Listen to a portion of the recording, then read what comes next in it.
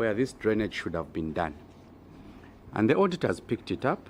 So I want to find out from you, CS, what will happen to the 389,000 kwacha which was paid to this contractor, and what has happened to the balance which was not paid?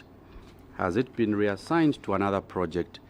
I'm asking this, Chair, because these are public funds. Yes, Chair. Obviously, public funds should not just be lost in that moment. Chair, that is my only submission. Thank you. All right, Honorable Kandafula. Thank you, Chair. I think I will take KAOMA to on failure to maintain township roads.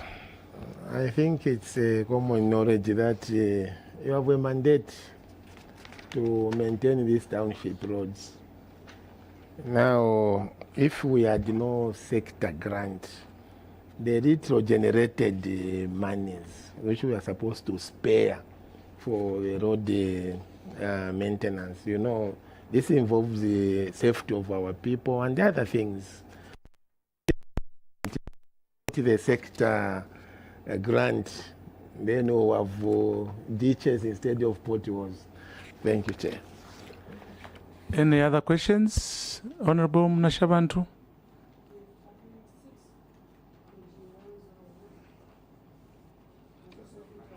Your mic, Honorable. Page Appendix 6, Appendix 3, beg your pardon, page 101. Council Secretary, in your submission on page 6 of the memorandum you have just submitted, you have distributed demand notice to residents on the identified areas.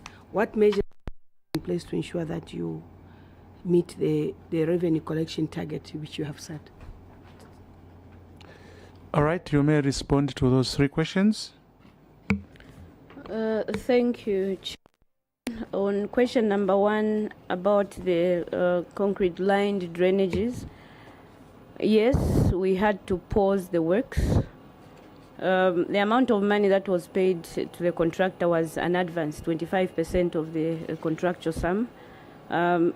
Reasonable amount of work was done, but then I think I'll call upon Director Engineering to just explain further on the scope of works. Yes, yeah. Director? Assistant Director Engineering. Don't we have director or you have an assistant? We have Director Engineering in the house as well as Assistant Director, but Director is new. He's 2 weeks old. All right, you may proceed. Thank you very much, Chair. The advance which was paid to the contractor, approximately 48% of works were done, which is almost equivalent to what was paid, and in fact more than the amount which was paid as advance. So the money wasn't totally taken to waste. So out of the 40% that was done, what is the cost estimate? The cost estimate was going to about 559, from which we will remove the 25% of 389. So what was the total contractual sum? The total contractual sum project, yes, was 1,558,000. Okay, so you've paid for what has been done so far. Exactly. So now what happens to the contract since it's not fully implemented? The contract was put to halt, and the money which was remaining was not given to the contractor. So now going forward, what happens? Because as Honorable Kangombe said, that contractor will not continue with the works because there is a under RDA. So one would have thought that immediately you could have come back to the negotiating table and agree with the contractor whether they are continuing or not officially. So what is the official position of that contract as we are seated here? CS? Thank you, Chair. Yes, we did invite the contractor to a round table discussion, but then he he rejected our proposals. I'll ask the legal personnel to come in and shed more light on the same.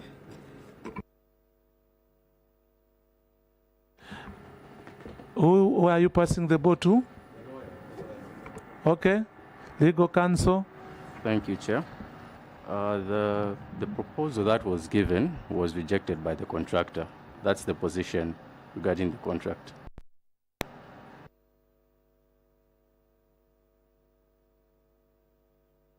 So the proposal that was given to the contractor was rejected by the contractor. What was the proposal? We want to know. There's public money involved. And you are saying your response is that incapacity to mobilize resources by the existing money that is sitting somewhere to be used in the community. So what was what was the proposal? Just a summary of a proposal. What did you propose to the contractor? The proposal, Chair, was mutual termination, but it didn't. Okay, so does the contract provide for mutual termination? Or is there any clause that at one point or the other, both parties can propose termination as mutual termination? Honorable Kangombe. Yeah, Chair, my interest is very simple. A road that government wants to rehabilitate has this part which requires a drainage.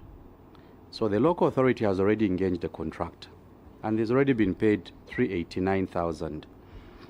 Now, when government said they are going to do the main road, is it government that decided or the local authorities part of this stakeholders engagement where the local authority sits with RDA, with Ministry of Infrastructure to say, as you implement this project, we have this contractor who's already on site.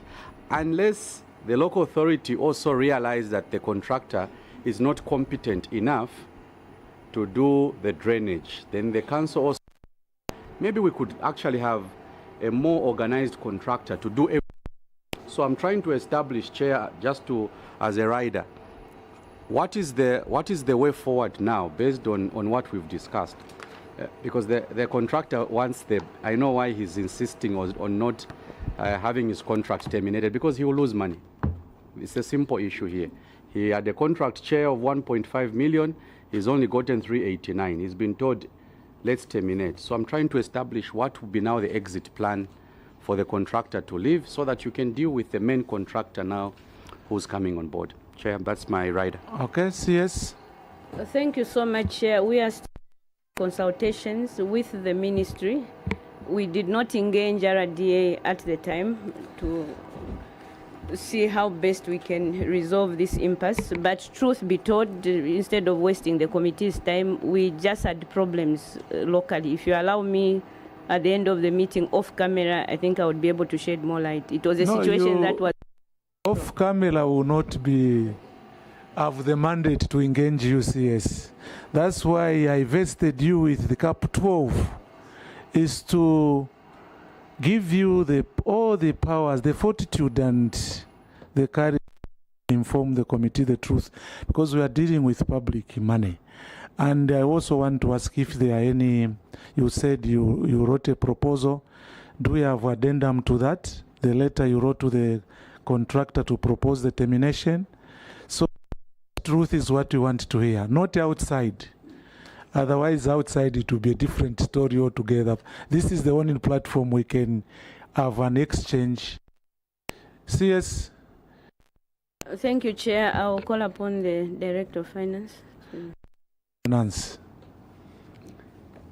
Okay, thank you so much, Chair. This item was actually submitted to the Ministry for further investigations and guidance. Because as a council, we did all what we could of this item. So I'm still waiting for the guidance from the Ministry in terms of how we can handle it. So do we have any evidence, any communication between you and the Ministry attached to this submission? So because this is a committee of facts and records. CS. Don't complicate a very simple question. It's very simple. Just come out clean. Don't protect anyone. Honorable Skazwe. Chair, maybe the CS would better if she can tell us who is this contractor, because I think that's where the problem is. Who is this contractor? Okay, who is the contractor? Any evidence of communication?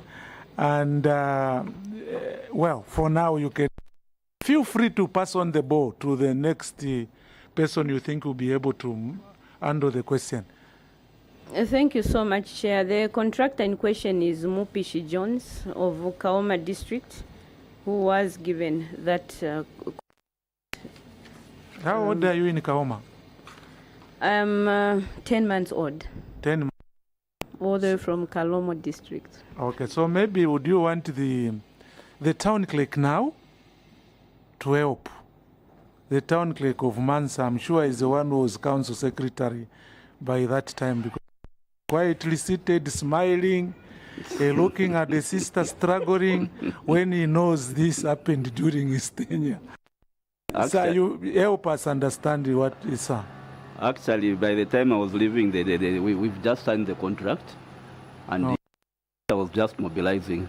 So the issues which came later, she's well visited, yeah. Oh, okay. She'll so be competent to handle. So the issues were off camera. Maybe I'm not privy to them, but Okay. the contract which was signed and the down payment was paid, but other issues could have come in between. Kangombe? Last submission, we're dealing with an audit query. Chair, you and I are not auditors. Sure. Our colleagues from audit went to this council and they found that 389 had been paid. So there's a balance. According to the contract, there's a contract. Council, I'm sure you agree that there's a contract. And out of that contract, 389 has been paid, meaning in the account for the council, there's money sitting. So what will happen, CS? This auditor here will come again, okay, for a new financial year. So, Chair, what will happen is that they will find what is called unspent funds. So, CS, there will be another query. Why haven't you spent 1.5 million minus 389? That is why we are interested on what happens, because the quicker you resolve this problem, CS, the quicker that portion of money, the 1 million remaining, you can use it for another project. You can vary the use, implement a government project, provide people. So the sooner you resolve this problem, that is why Chair is asking, what is the method for resolving? Because I don't think the ministry will resolve your problem. I don't think the ministry will resolve the problem, Chair. They are not party to the contract. The contract is between them and yes. So it will be important as you wind up your submission on this matter to give assurance to the committee. So that's why they have a legal team now within the councils to give them advice. What are the options? Yeah. So that's why we asked: is there any clause in your contract in terms of what to disengage? CS. It's basically a standard contract, and I think that was the only logic thing we could think of, the mutual termination. So we are happy now that we have the legal team, like you have mentioned, Chair. We didn't have the legal section at the time, but then the Local Government Service Commission in November of 2025 have sent us lawyers. So we'll be on this case and we resolve. Okay, so before you proceed, CS, when was the other contract under RDA awarded? Who can help the CS? The Assistant Director Engineering. When was that contract for under RDA was contracted? It's 2025. This part is more like auxiliary works. They are doing the Tateyoyo Katunda Road, from which we have urban roads that are supposed to be worked. The contract is running, but they have not yet started doing the urban roads. Okay, so why I'm asking you the question is this. The Honorable Kangombe, the contract they are referring to under RDA was contracted in 2025. This contract we are talking about is 2024. And that contractor by December 2024 will have concluded his work. So when the auditors visited you in June, Okay? 6 months prior to that visit, the contractor was not on site. That's why this matter. So I don't know why you want to connect the failure to complete the drainages to the new contract, because according to your submission, that contract is 2025, but this was 2024. So let's get some the auditor. Thank you, Chair. I think Chair always says this is a committee of facts. For me, what I feel, CS, is if your team was proactive, probably this contract could even have been terminated on the basis of poor workmanship. Yeah, because when you look at the work that you are saying that work has been done, and I'm surprised that we're even saying that the work was actually 48%. But probably this is why we didn't even have the confidence to tell RDA to say we already have a contractor working on this. Can they be considered? Because the work they were doing, I think it was below the expected standards. If anyone were to go there to check, and this is why we are saying that probably in future, maybe we need to up our game in terms of project monitoring and supervision. And when work that is being done is not of the expected quality, we are better off to terminate that contract than to delay. And this is why probably the council has found itself in an awkward position, because they should have terminated that contract a long time. But they held on, and you have found yourselves in this situation. That would be my submission, Chair. Yeah, so you're coming here, CS, our expectation was to resolve this matter. But the way things stand, this will remain an outstanding issue. Yeah, because you've not said anything really. Because if you go to page 71 of the auditor's report, it is clear in black and white. A physical inspection carried out in June 2025 revealed that the project had not been completed 6 months after the expected completion date, with works such as excavation and concrete works still outstanding. Further works had stalled and the contractor was not on site. And there are pictures to show. So we were given time between the last time we had an engagement with the auditor to come up with a solution, but it appears now you are waiting for the ministry that you have communicated to resolve this matter. So I don't know, honorable members, what you think. How do we proceed?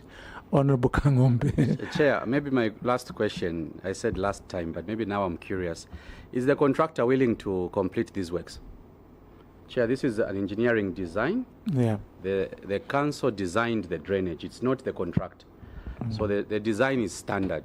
Okay. So is the contractor willing to say, I'm finish the drainage, because the contractor from RDA, Chair, is not even yet on site. Not yet. Not yet. So as things stand, we have money sitting in the account, and we have a design which needs to be implemented. So is the contractor willing, the one, Jones Mupishi, is he willing to go back on site to finish the drainage, so that when the main contractor comes, they'll find the drainage, Chair, is already done? Because there's an engineering design, it's a standard design. Whether it's RDA or John Mupishi working, the design CS is the same. Okay, so I'm just trying to help maybe resolve the problem. Maybe the contractor is willing to go back on site. Director. CS. Yes, Chair, the contractor is willing. He was willing at the time, I think the last engagement that we had. And also, just to respond to the auditor's sentiments, we couldn't have proceeded at the time to terminate the contract. Why? Because the engineers certified that the works were perfect.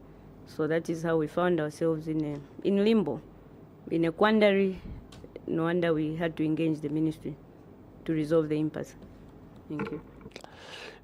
Anyway, we are in this situation because people who should have acted never acted, and probably I don't want to insinuate the connection of the contractor and some officers in the council, and this business of sometimes political interference when their officers are threatened with transfers. No, CS will transfer you to Chiruvi.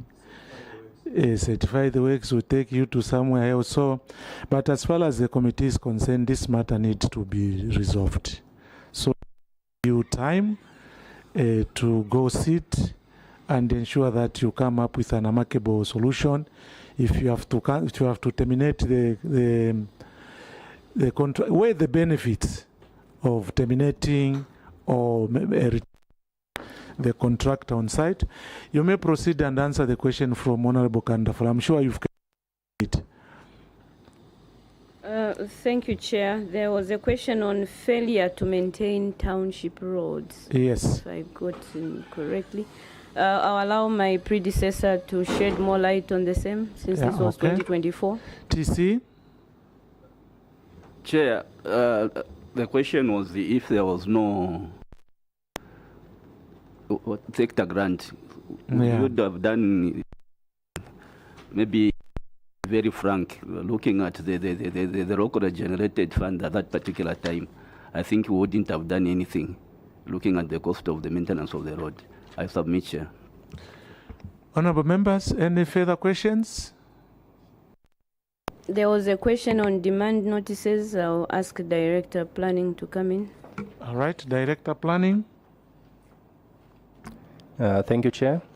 So with regards to demand notices, so we do sensitizations with the communities through various platforms, such as town hall meetings, to remind them on the benefits and the needs for them to actually pay those charges.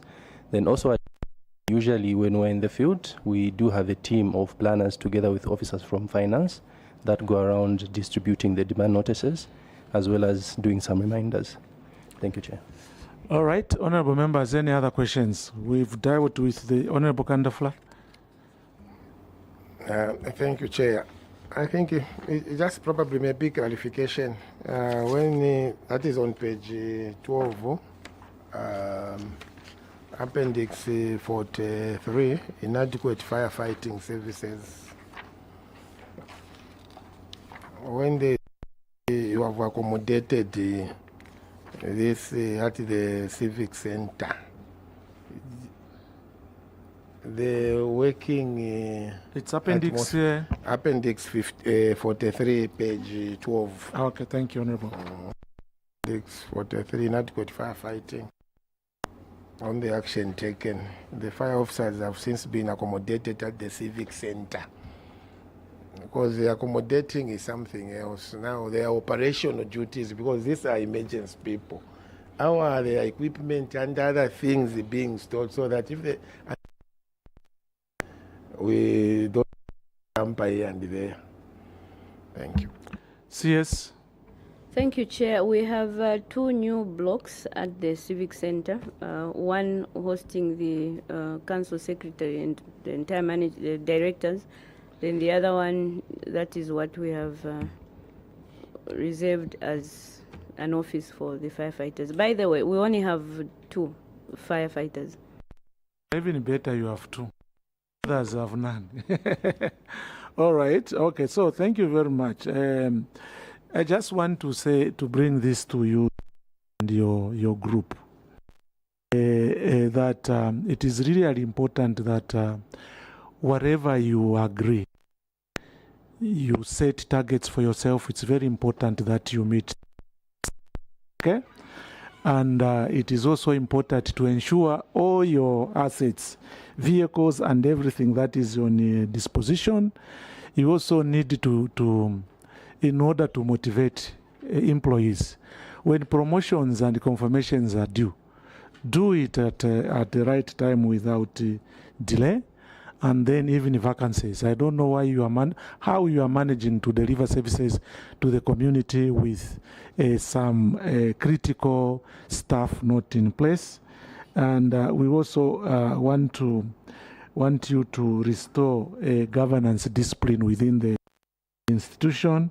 We want you to improve infrastructure management and ensure strict compliance with the statutory obligations, and the committee encourages you to immediately implement collective measures in all these areas that have been cited to you. We don't take any pleasure to sit in this manner to question you on certain things that you can do within the time that is allocated to you.